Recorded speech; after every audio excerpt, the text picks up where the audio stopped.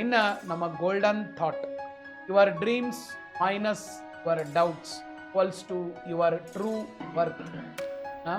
ನಮಗೆ ಕನಸುಗಳಿರ್ತವೆ, ನಾ ಇಲ್ಲಿ ಹೋಗ್ಬೇಕು, ಇದನ್ನು ಮಾಡ್ಬೇಕು, ಅದನ್ನು ಅಚೀವ್ ಮಾಡ್ಬೇಕು, ಇದನ್ನು ಅಚೀವ್ ಮಾಡ್ಬೇಕು ಅಂದಾಗ ಅದು ಆಗ್ತೈತೋ ಇಲ್ಲೋ ಅನ್ನುವಂಥ ಡೌಟ್ ಇರ್ತೈತೆ. ಆ ಡೌಟ್ ಮೈನಸ್ ಆತಂದ್ರೆ dreams equals to your success. Dreams success ಆಗಿರುತ್ತೆ.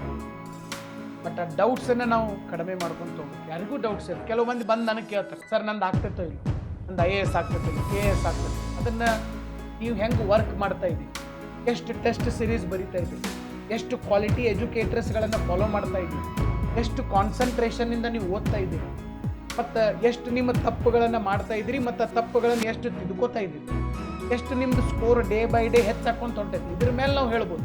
ಸುಮ್ಮನೆ ಬಂದು ಅದಾಗ್ತೈತಿಲ್ಲೋ ಇದಾಗ್ತೈತಿಲ್ಲೋ ಕೇಳ್ರೆ ಹೇಳಕ್ಕೆ ಬರೋದು. ಪಾಯಿಂಟ್ ಅರ್ಥ ಆಗ್ತಾ ಇದೆ?